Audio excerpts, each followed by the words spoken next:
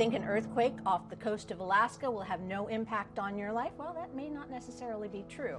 We should perhaps be prepared for a tsunami. And here to let us know the best way to do that, I'm delighted to welcome Yvette Leduc. You are a Tsunami Planning Coordinator for the Governor's Office of Emergency Services. So nice to have you here. Thank you. We appreciate the opportunity to be here to talk All right, to you. we're really used to getting prepared for an earthquake. I mean, that just seems to be part of our vernacular here in Southern California. But how does that differ for preparing for a tsunami? So there are some similarities and differences in preparing for these two different types of disasters. So for both of them, we want you to have a plan. Have a plan for yourself, for your family, for your pets, and then also get prepared, have a preparedness kit, have the types of items that you would need to grab and go should you need to evacuate due to a tsunami. So in saying that, that is one of the major differences between preparing for an earthquake and preparing for a tsunami. For the earthquake, you do your job, cover, hold on, and we want you to stay as close to where you are. Right. But once that shaking stops, we want you to immediately evacuate inland and to high ground if possible. Have tsunamis hit this area, and what are the chances of a tsunami hitting this area? You know, March of 1964, huge earthquake off the coast of Alaska, did in fact impact Southern California, and in particular Crescent City, but you said even in 2011. Correct. There was an earthquake that happened off the coast of Japan in 2011. It was the Tohoku tsunami, which created massive inundation over in Japan. However, tsunamis can travel across the Pacific Ocean. They travel about the speed of a jet plane, so about 500 miles an hour. So think about the time it would take for you to fly from Japan to California. That's about the time it would take for the tsunami to arrive. And it actually did cause about $100 million damage to the California coast, mostly impacting Northern California. Crescent City was the most significantly damaged community from that event, but we had damage mostly to our port and harbor areas all up and down the California coast. What are some of the ways that we will be warned that a tsunami, obviously radio emergency services, we're not like Hawaii, we don't have a siren system. We don't hear, there are some areas of our coast that do have siren systems, like in Newport Beach, Huntington Beach, and up along our northern coast. There are some areas that do have tsunami sirens that can sound when there is a tsunami.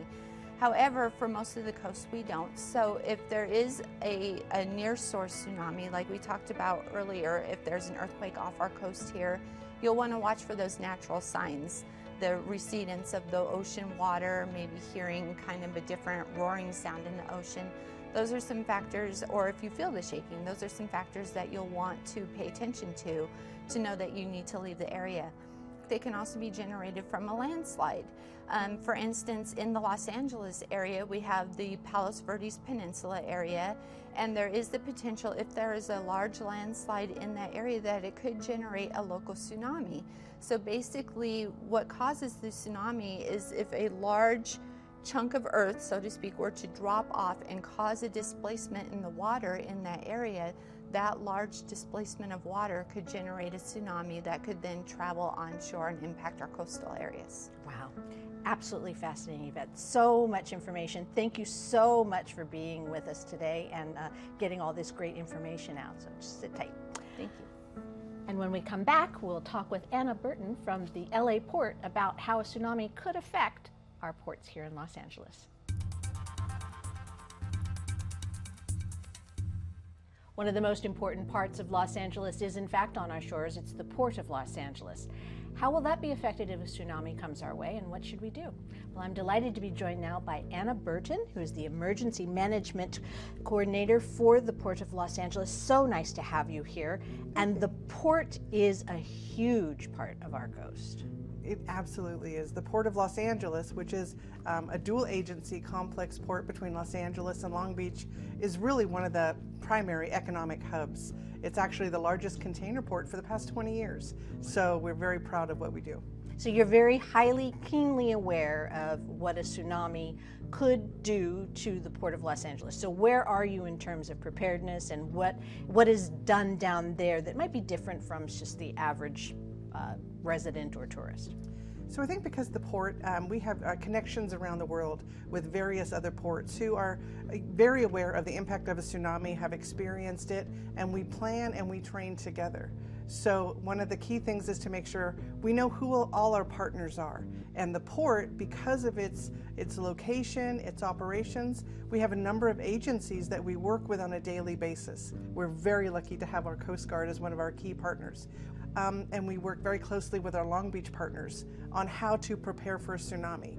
And it's not just a tsunami as we would look for you and I, it's really operational. What would a tsunami do to the port? Yes. So what we do is, of course, the first thing is plan. And it's never just the plan, it's the planning process. Who do you bring in? What do you talk about? What plans do you have? When have you updated them? Who's involved? And most importantly, like we've talked about, is how do you get the messaging out? The correct message at the right time with the right information will help all of those individual agencies make their own individual decisions, which impacts how we respond together. What's the economic impact of something happening down at the port? I mean, I know there's a lot of, because we're talking tsunamis and there's a lot of buzz about tsunamis in this particular point in time because it's, tsunami awareness time. But there's an enormous economic impact if anything happens down at the port. That's a huge impact, and we have a huge team at our highest executive level, Jean Soroka. We proudly put out we are open and operational on a daily basis, and if we're not, that has significant impact. But again, it depends on the month, the time, the day, and if there's damage, how quickly can we recover and get the ships moving. And it's an entire, it's that wheel of you have the ship, you have rail, you have transit, you have the truck lines, the roadways, the bridges, the thoroughfares.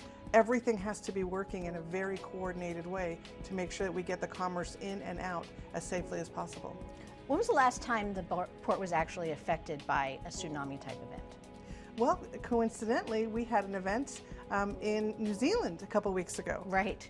And so we had noticed that there was an earthquake that they were evaluating and assessing to see if there was going to be a risk.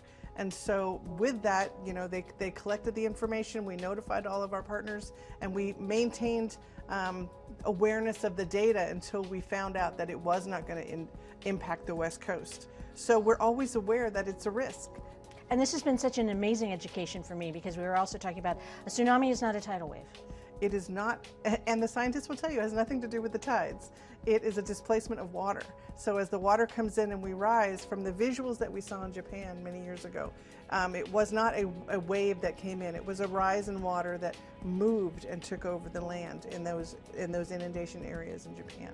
So we want to make sure people don't look for a wave. And that's something that I really want to emphasize, is that if we hear of a tsunami, please don't go to the coast and take pictures. I mean, yes, it's interesting, it's the Instagram and the social media, but you're putting yourself in harm's way. You might be getting in the way of those public safety resources getting to where they need to be, and if you're impeding the ability of people to safely evacuate, you're in the way and you're not doing anybody any good. So please be aware of that. All right, so if people want more information about tsunamis, tsunami studies, tsunami risks, just as tsunami education, yes, and tsunami preparedness in particular, what's the best resource and what can they expect to find? Los Angeles has the best resources available. So through our partners at USC and the Southern California Earthquake Center, we've created Tsunamizone.org. So if you go to that Tsunamizone.org, you'll be able to find not only graphics if you wanted to create something for your own, to post it or to be aware, but there's information, there's the newly published maps that they have that will give you exactly where that inundation area is so that we can find out where we are, what we should do, and how quickly we need to do it. Thank you so much, Anna. This has been such a great opportunity to learn so many things that I had no clue about, so I really appreciate it. Thank you. We appreciate the opportunity.